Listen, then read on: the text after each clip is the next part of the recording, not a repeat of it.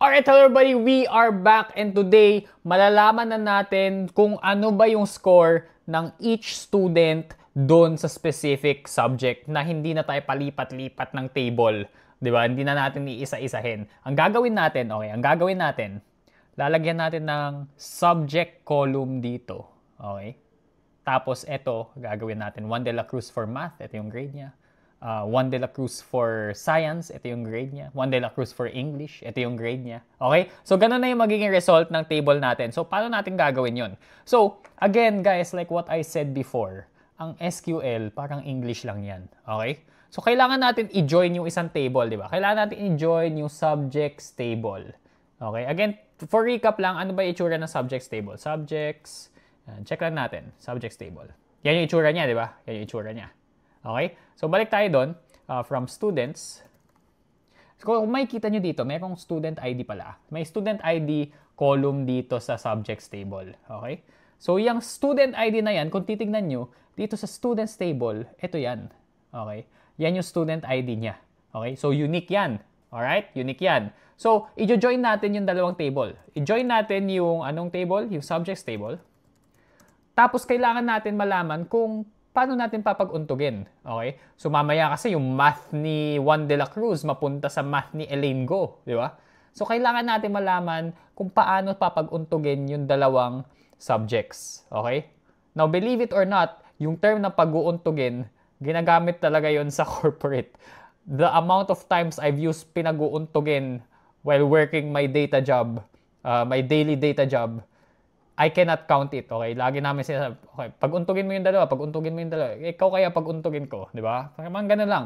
So, i-join natin yung subjects table. Tapos, on what? I-join natin siya on the ID, okay? So, i-join natin on the ID. So, let's type in students, which is the first table, which is this table. Let's join subjects on students. Tapos, kailangan natin i-select kung anong column. So, lagyan lang natin ng dot, tapos ID. Okay? So, meaning nito, for yung table students, kukunin natin yung column ID. So, to do that, we need to put a dot on it. And then, lagyan natin ng equals. Equals what? Doon sa subjects, meron tayong ID, meron din tayong student ID. Pero kasi itong ID na to, ano lang yan, parang unique identifier lang siya. Auto-increment yan. So, meaning, pababa ng pababa, pataas ng pataas. Pero ito kasi yung titingnan natin dito, student ID. Now, the table could have been worded better. For example, itong students, could have been student ID or, di ba, para mas less na nakakalito. Pero in this case, what we have is student ID dito sa subjects. So, to do that, we do subjects dot student ID. Alright? Now, if we run this table, ito na yung makikita natin. Napakagulo. What am I looking at, guys? Di ba, may ID, may student ID, may full name, program, grade, tas may score. Napaka nakakalito, di ba? Napaka nakakalito. Tapos ito, paulit-ulit lang naman yung result nito. Ayan, no? 93, 93, 93. Tapos, 4 na yung Julia de Vera. Tapos yung I program, 4 na din. So, gusto natin linisin ng konti, okay? Gusto natin linisin ng konti. Kailangan lang natin is yung full name ng student. Kunin din natin yung subject name, tsaka yung score, di ba? Run natin. O, di ba? Yan na siya. So, si Juan de la Cruz, grade niya sa math, 91. Juan de la Cruz, grade niya sa English, 85. Juan de la Cruz, grade niya sa science, 88. Juan de la Cruz, grade niya sa PE, 92. Napaka-fit ni Juan de la Cruz, di ba? Napaka-fit ni Juan de la Cruz. Pero what if, lagay natin, gusto ko din malaman kung ano yung ID niya. Lagay natin dito simula, ID. Mag-error yan. Bakit? Kasi dalawa yung ID eh. Di ba? Dalawa yung ID. So, paano natin malalaman? Di ba? Mag-error talaga yan. So, ang kailangan natin gawin is i-specify natin kung saan manggagaling tong ID na to. So, since gusto natin yung student number niya, we can either use student underscore ID or ID. What if we want to use ID na students? So, we add students dot ID. Alright? Para specific siya dun sa student. Okay? So, andyan na yung student ID. Alright? Very nice. Very nice. Now, let's say gusto mong paikliin to. Okay? gagana din ng aliasing dito sa from. Okay? From students as stud, join subjects as sub. Para kung maggaganito ka, ito lang yung kailangan mo i-type. Stud lang. Ito, stud lang kailangan mo i-type dyan. Ito, sub lang kailangan mo i-type dyan. And that will still work. Okay? So dito, sobrang useful ng aliasing. Kasi may mga tables tayo na sobrang haba yung pangalan. For example, sa production, let's say, nag-work ka na as a data engineer. Mayroong table doon. Yung source niya, so source, underscore production, underscore customer table. Customer table, napaka-redundant. Customer table, Philippines.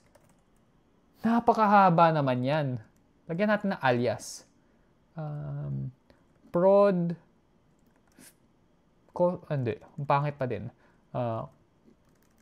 Actually, pag ganyan, gagawin mo na SPCTP, di ba? Source prod customer table Philippines, SPCTP, di ba? Pwede ganyan, di ba? At least mabilis na lang i-type. Next time, di ba? Bahala na sila kung malito sila. Okay, next. All right? Let's say gusto natin malaman yung teachers, di ba? Select natin yung teachers, select star.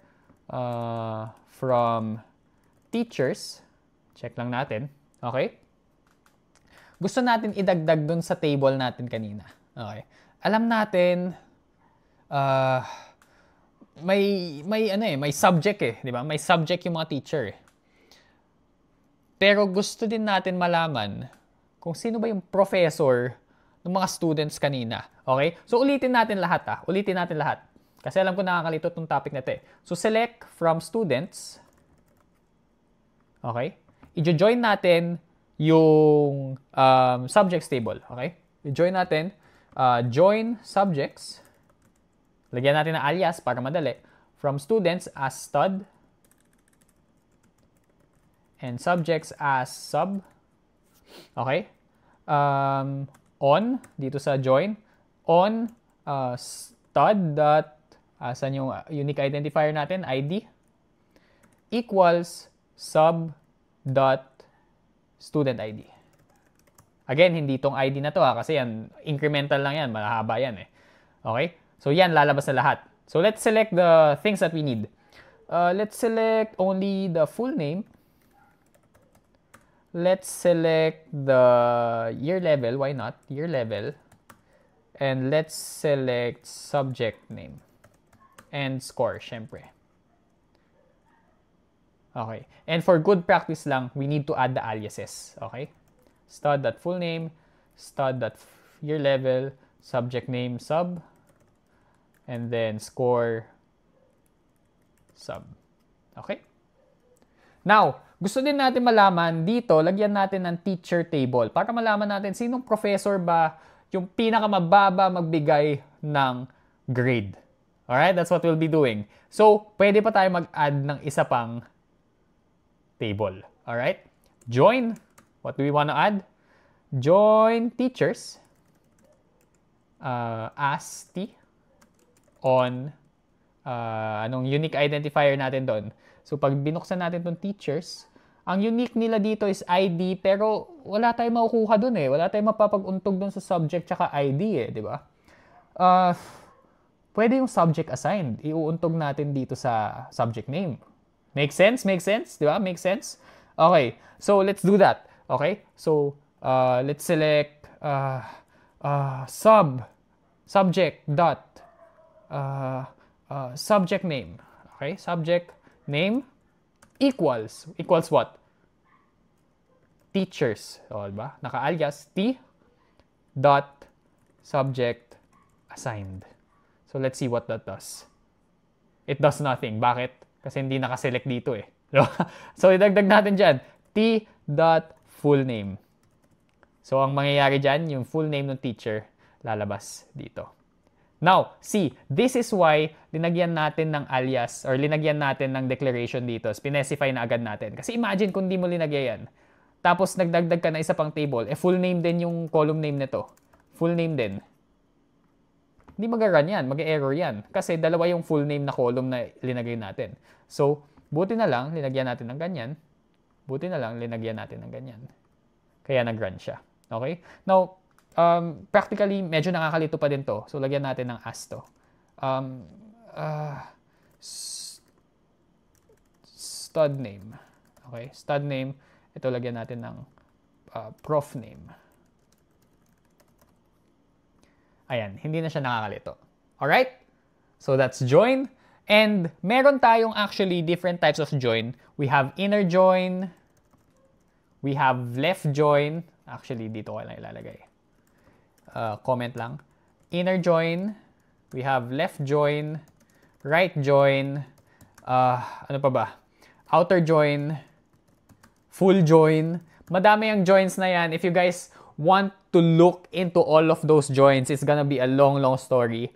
Pero in the industry, most of the time, ang gamit lang natin is left join and inner join. Parang 95% of the time, most of the time, we just use inner join. Actually, left join lang talaga, left join and inner join.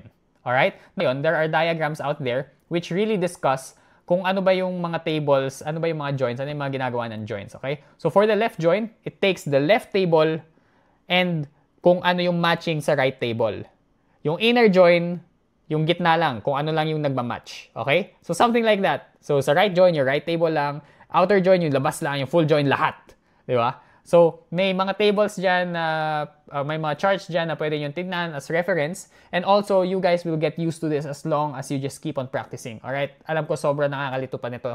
Pero eventually, you guys will get it. I promise. Alright? Now, for part 8, actually, that's everything that we've discussed. Alright? Na-discuss na natin lahat ng fundamentals that you guys need. Okay? And for part 8, I will be giving you guys a whole problem that we need to solve, that you will solve, and then I will just solve it with you guys just in case you guys need help. Alright? So see you guys on part 8.